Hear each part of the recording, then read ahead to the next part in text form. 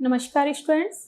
आज हम चतुर्दशः पटले अर्थात पाठ 14 पढ़ रहे हैं और वो है हमारा सामान्य ज्ञान प्रतियोगिता। तो सामान्य ज्ञान की प्रतियोगिता कैसी थी कि एक कक्षा का एक दृश्य था और वहाँ पर एक अध्यापिका जो है वो छात्रों से प्रश्न पूछ रही थी और छात्र उनके जवाब दे रहे थे। ये हमने पूरा पाठ अपना पढ़ लिया था, तो उसके आधार पर हमने अपने शब्दार्थ किए थे और प्रश्नोत्तर कर लिए थे। अब हम आगे के प्रश्न करेंगे। तो लिखिता प्रश्न में हमारा तीसरा प्रश्न है, रेखांकितानां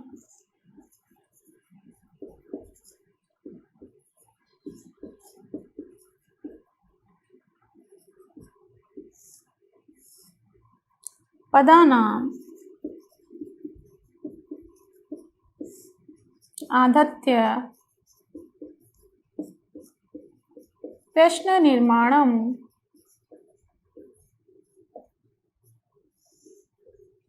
कुरुत। अर्थात रेखांकित पदों को आधार बनाकर प्रश्नों का निर्माण कीजिए।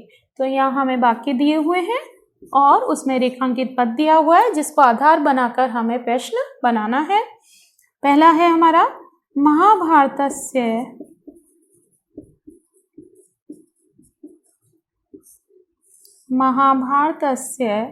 रचिता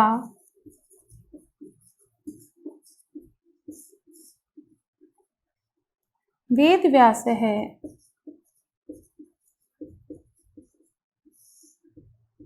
और ये वेदव्यासः के नीचे रेखा है अस्ति। अर्थात महाभारत के रचयिता वेदव्यास हैं और जब हम प्रश्न बनाते हैं तो उसी में हिंदी में पहले हम इसका प्रश्न करेंगे कि महाभारत के रचयिता कौन हैं और उसके आधार पर हम उसका प्रश्न बनाएंगे। तो महाभारतस्य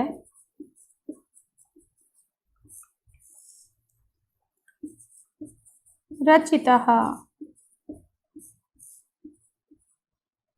कः अस्ति। और यहाँ प्रश्नवाचक चिन्ह का बहुत ध्यान रखना है क्योंकि हमें प्रश्न बना रहे हैं यहाँ पर हम, तो प्रश्नवाचक चिन्ह ही लगाएंगे। ख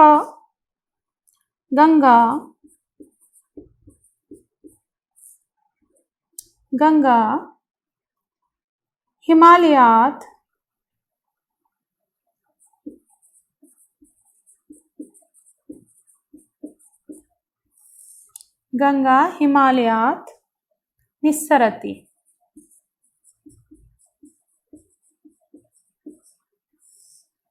अर्थात गंगा जो है वो हिमालय से निकलती और हिमालयात के नीचे हमारी रेखा है, तो गंगा कहाँ से निकलती है। तो प्रश्न बनेगा हमारा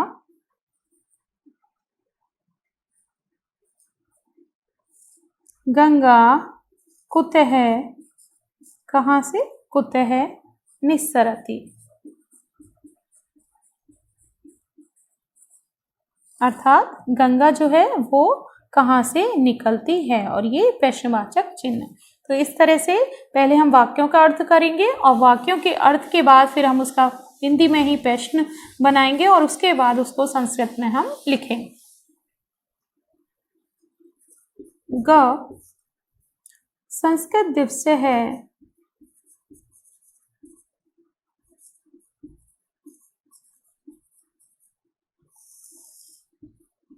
संस्कृत दिवस है श्रावण मासस्य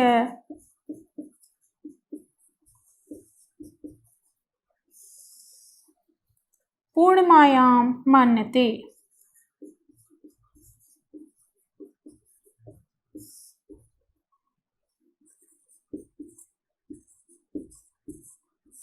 अर्थात संस्कृत दिवस श्रावण मास की पूर्णिमा को मनाया जाता है।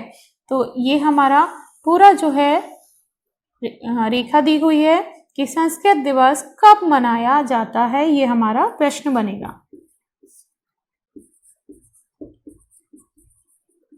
संस्कृत दिवस है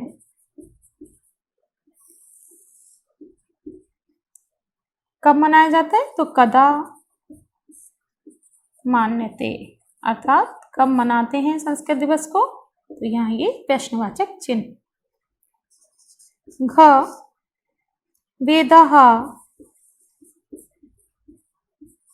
चत्वारः सन्ति,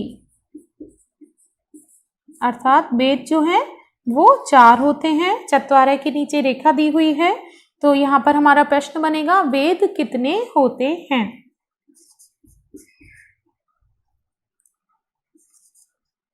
वेदाः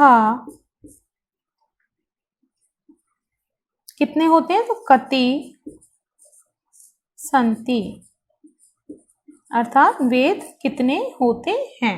इस तरह से हम प्रश्नवाचक जो हमारे वाक्य हैं उनका निर्माण करेंगे।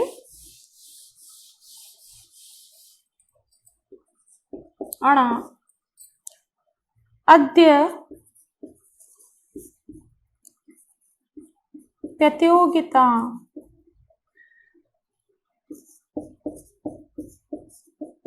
अद्य प्रतियोगिताः आयोजनं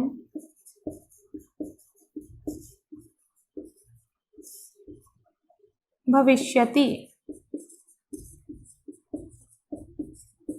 अर्थात आज प्रतियोगिता का आयोजन होगा। और इसमें हमारी रेखा दी हुई है प्रतियोगिता।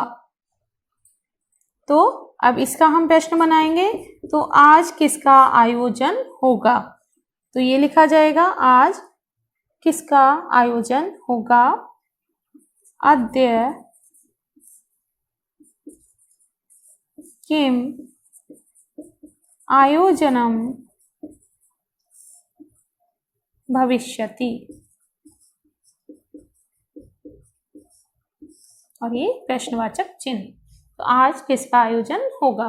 तो इस तरह से हम पहले वाक्यों का अर्थ करते हैं हिंदी में, फिर उसका हिंदी में प्रश्न बनाते हैं, और उसके बाद आधार बनाकर जो रेखा दी हुई होती है पद के नीचे, उसको आधार बनाकर हम उसका प्रश्न का निर्माण करते हैं। तो ये हमारा तीसरा प्रश्न समाप्त हुआ।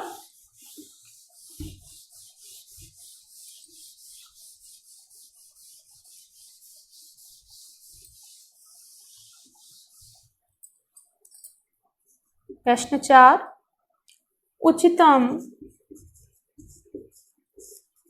मेलनम कुरुत, अर्थात उचित मेल करिए। पहले हम एक साइड के पद लिख लेते हैं कि हमें कौन से दे रखे हो, किसके साथ हमें मिलान करना है। महाभारत, महाभारतम, ख मेघदूतः,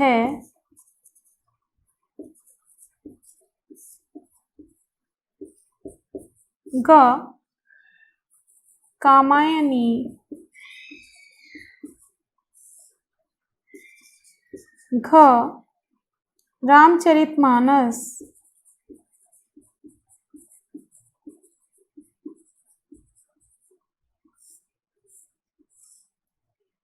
और अणा सूर सागर। ये सारे रचनाओं के नाम हैं। तो अब देखते हैं हमें किससे मिलान करना है इनका। सूरदास है,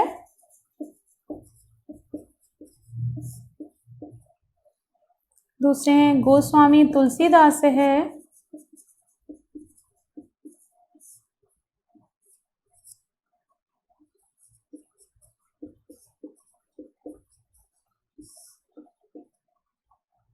महाकवि ही कालिदास है, महाकवि कालिदास है,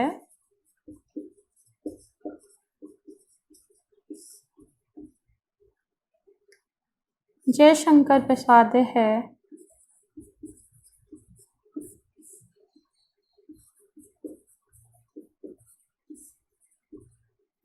और महर्षि वेदव्यास है।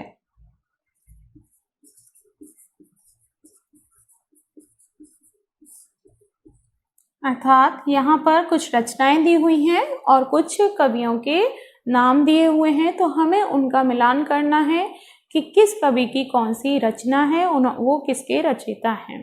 तो सबसे पहले महाभारत हमें पता है, महाभारतम किसके द्वारा रचित की है? महर्षि वेदव्यास के द्वारा। मेघदूत है, मेघदूत संस्कृत में बहुत बड़ा काव्य है, तो मेघदूत किसके द्वारा रचित है? महाकवि कालिदास के द्वारा। कामायनी, कामायनी रचना किसकी है? जयशंकर प्रसाद। रामचरितमानस, सभी जानते हैं रामचरितमानस किसके द्वारा रचित है? गोस्वामी तुलसीदास के द्वारा। और सूरसागर जो है वो किसने लिखा है? सूरदास। तो इस तरह से ये हम रचनाओं के साथ इनका मिलान करेंगे। उचित मिलान में हमें देखना होता है, कभी उसके विलोम शब्द होते हैं, कभी हम समानार्थी शब्द होते हैं, कभी शब्दों के अर्थ होते हैं, और कभी रचना या उनके कवियों के नाम होते हैं। तो उसके आधार पर हम उनका मिलान करते हैं।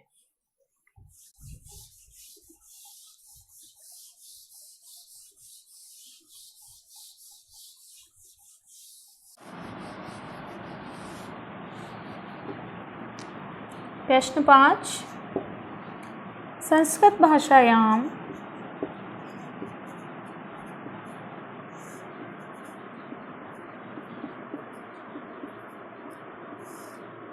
संस्कृत भाषायां अनुवादं कुरुत, अर्थात संस्कृत भाषा में अनुवाद करिए।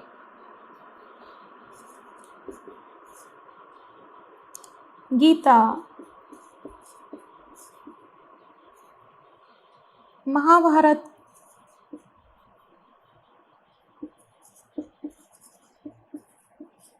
गीता महाभारत का ही एक भाग है।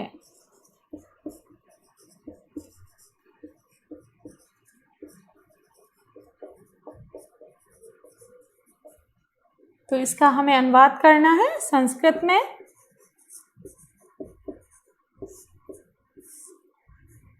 अनुवाद करेंगे हम गीता महाभारत का, तो महाभारतस्य षष्ठी विभक्ति आ जाएगी। ही एव, एक है, भाग अंश है अस्ति। गीता महाभारतस्य, अर्थात गीता महाभारत का एक है, अंश है, एक अंश, और उसके बाद में अस्ति, अर्थात गीता जो है महाभारत का ही एक अंश है। ख, रामचरितमानस, रामचरितमानस गोस्वामी तुलसीदास ने लिखी थी।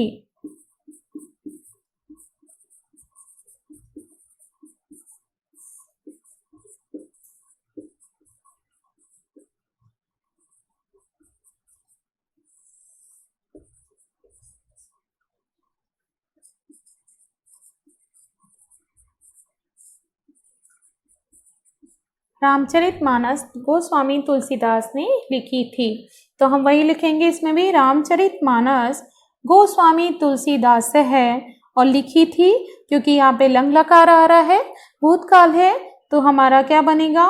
एक वचन है गोस्वामी तुलसीदास, तो पहला एक वचन, प्रथम पुरुष एक वचन का रूप आएगा अलिखत।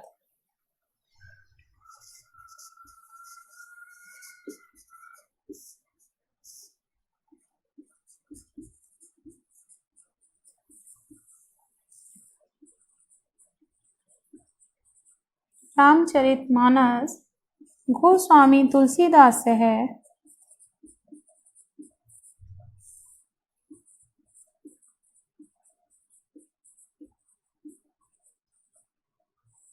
अर्थात गोस्वामी तुलसीदास ने, और लिखी थी अलिखत। लिखी थी। तो इस तरह से हम अपने वाक्यों का हिंदी के वाक्यों का संस्कृत में अनुवाद करते हैं।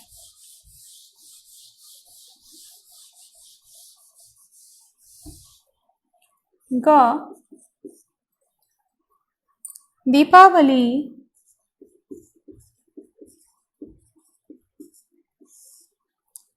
कार्तिक मास की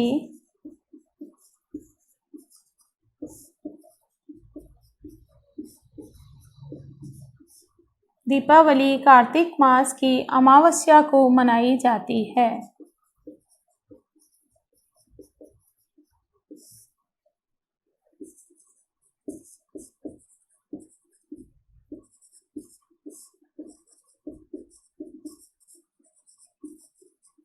तो इसमें हम लिखेंगे दीपावली कार्तिक मास की कार्तिक मासस्य अमावस्या को अमावस्यायाम मनाई जाती है मन्यते।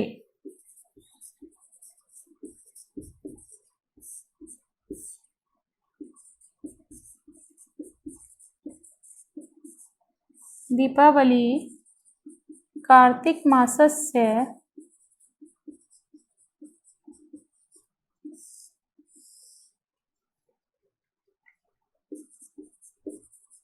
अमावस्यायाम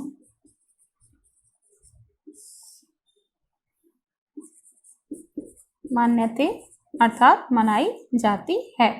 दीपावली कार्तिक मास की अमावस्या को मनाई जाती है।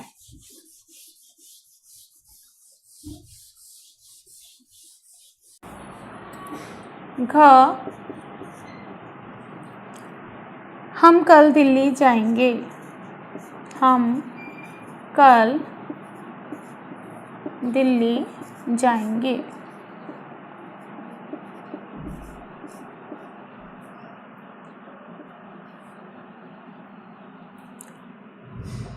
अब इसका अनुवाद करेंगे हम। तो हम सबकी क्या थी? वयम। और कल जो आने वाला कल होता है उसकी क्या होती है? स्वह। हम सब कल दिल्ली और जाएंगे भविष्य काल है, लिट लकार है, तो हम सब की तरह ये कर्ता के अनुसार क्रिया भरी जाएगी हमारी, और ये है हमारा उत्तम पुरुष बहुवचन का कर्ता, तो वहां भी हमारी क्रिया आएगी उत्तम पुरुष बहुवचन की। तो गमिष्याम है।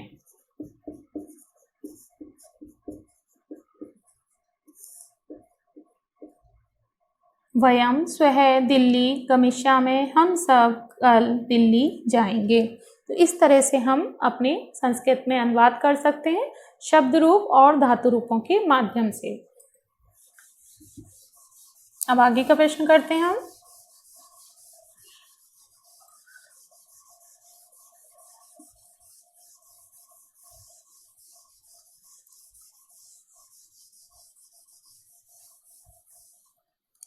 प्रश्न 6, अधोलिखितानां पदानां अधोलिखितानां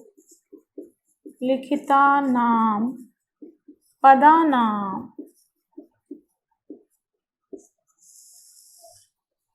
धातुः लकार है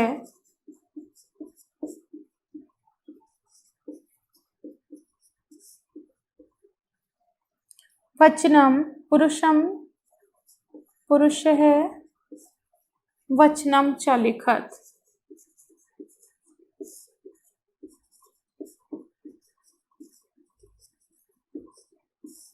अर्थात नीचे लिखे गए पदों में धातु लकार पुरुष और वचन लिखिए।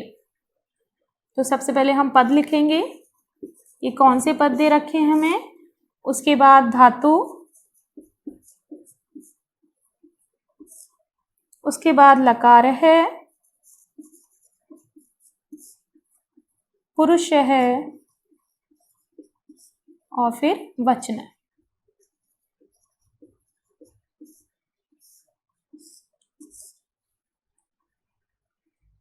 पहला पद है हमारा भविष्यति।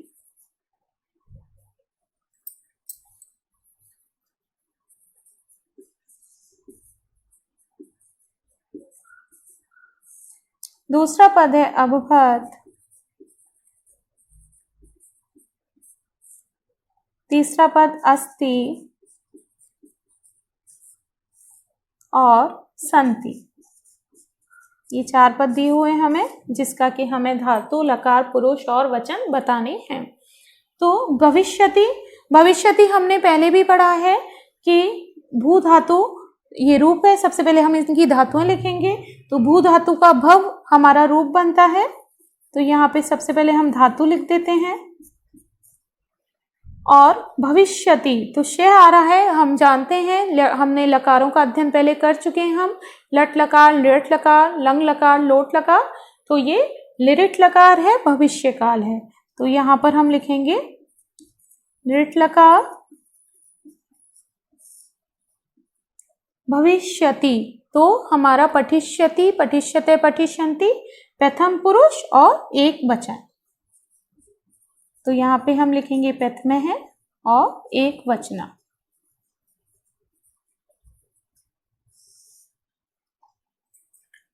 अभवत, तो अभवत में भी भव है हमारा, तो इसमें भी भू धातु है। भू धातु जिसके हमारे रूप चलते हैं भव में।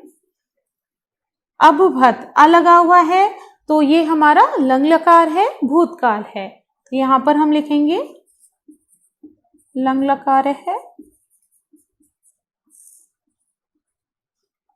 अभवत, तो हमने वहां पे पढ़ा था कि ता में हलंत आता है, ये हमारा प्रथम पुरुष एक वचन का रूप है। और जिसमें हलंत नहीं आता है वो हमारा मध्यम पुरुष बहुवचन का रूप होता है। तो यहाँ पे प्रथम पुरुष एक वचन, प्रथम है और एक वचना।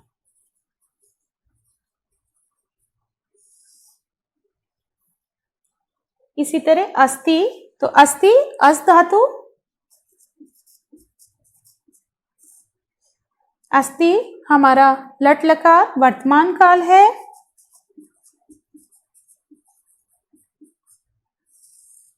और जैसे पठति बनता है वैसे ही अस्ति है, तो प्रथम पुरुष एक वचन।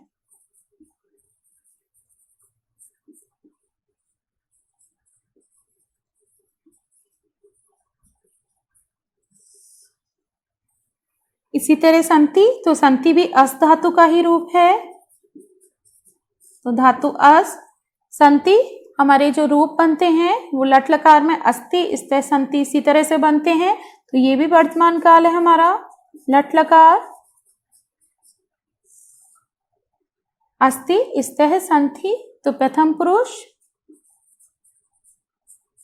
और बहुवचन।